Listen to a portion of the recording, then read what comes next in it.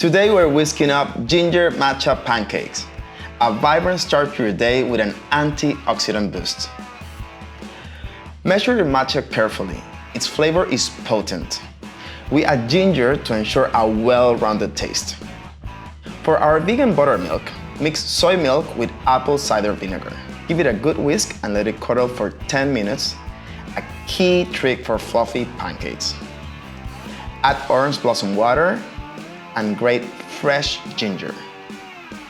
Sift in your dry ingredients into the buttermilk bowl, starting with all-purpose flour, then oat flour, baking powder, erythritol, a natural sweetener without the calories, keeping sugars in check, baking soda, and matcha powder. Give these ingredients a gentle whisk to blend them smoothly. Stir until well combined. Then let the batter rest. Patience is a pancake's best friend. Heat a skillet and add vegan butter. Scoop a third cup of batter for each pancake. Cook until bubbles form and edges turn golden.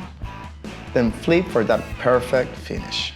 Stack pancakes and drizzle with maple syrup and garnish with fresh berries. There you have it, friends. Vegan matcha pancakes that brighten any table and taste as good as they look.